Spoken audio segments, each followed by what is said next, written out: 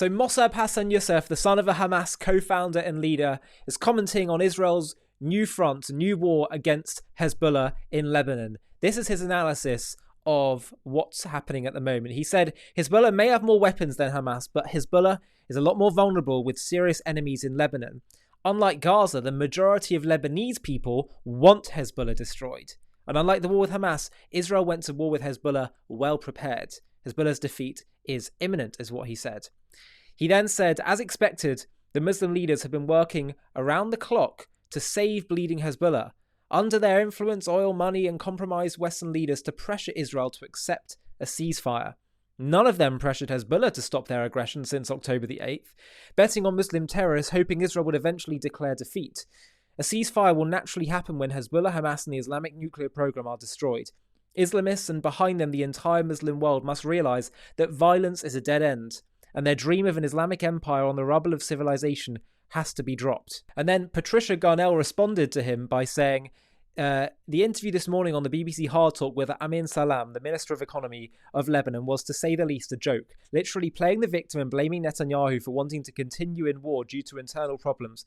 When asked if he thought a country has a right to defend themselves from a terrorist organisation, he just went around in circles, which is so common. And then we got Mossab responding to her comment. He said, their inability to invert narratives is mind-blowing. He's talking about leaders in the Islamic world.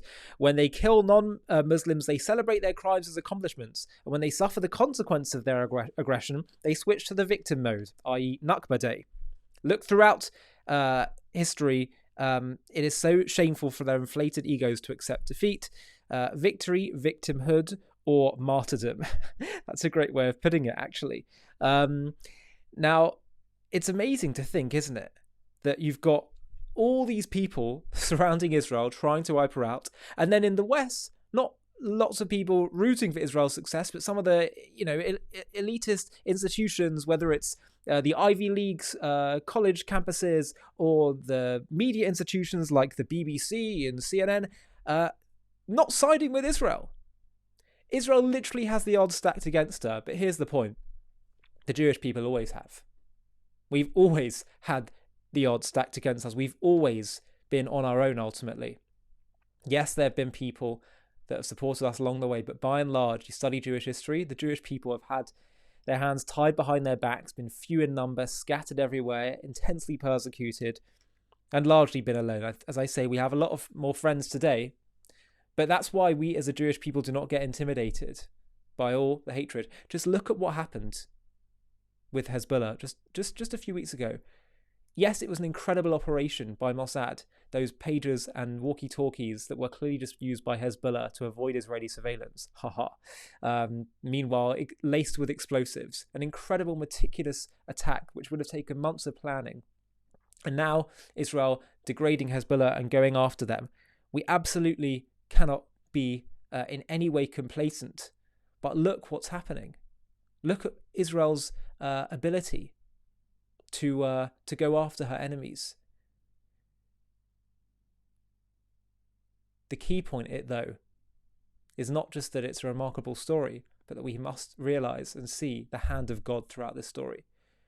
The success of Israel, despite having so many enemies, even this Mossad operation, if you can't see the hand of God within that, it is so clear in Israel's story, in the Jewish people's story. Now, as I say, we cannot get complacent and we must remain humble, because when you see the hand of God, you have to be humble. We mustn't be complacent, and we must continue to put in our efforts. But we should remain confident in God's promise to the Jewish people.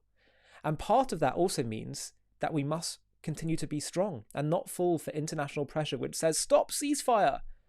God says, part of trusting me means doing your bit and going full force, not being scared of international pressure, not being scared of those who are trying to intimidate you. God says, partner with me in destroying evil, in getting rid of bad things, bad ideologies in this world, false gods. And part of the way you show that is not by just hoping for the best and ceasefiring and being intimidated by international pressure. It means part of having faith means having the confidence to go and do exactly what you need to do to protect your people with the confidence that God will be with us. Now, if you've managed to get to the end of this video, that means you engage with JTV content. That means that you appreciate what we do. I have a favor to ask. I really want to scale JTV, take it to the next level. I want to have way more presenters, start doing documentary content, diversify the content, have lighter content, supplementary content, things that will appeal to all ages and all groups. Let's start competing with Vice News and Vox and Daily Wire and BBC News and Novara Media and all these things. But the way we have to do that is, well, I'll need to build a team. We'll need to fundraise and start getting videographers, presenters, animators, all these things. It would be amazing. It really would. But we need funds to do that. So what I'm asking is not necessarily for you to donate if you don't have the means, but would you help me where I'm going to pick one day where we have a fundraising day, and I'm looking for people who can each try and have their own fundraising mini page within that fundraiser and reach out to all their contacts and network and see if they'll contribute to the campaign.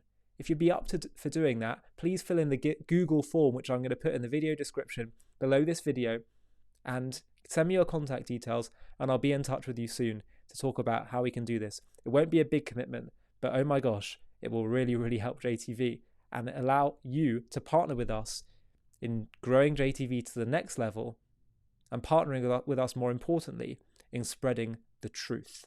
Hi, thank you so much for watching. To watch another one, click here. To stay up to date with all our content, click here to subscribe. And if you're able to, you can help support JTV to grow and grow by clicking join below this video, where you can become a member and get perks including early access to videos and private live discussions with me. But most of all, you'll be partnering with us on our mission to change the world.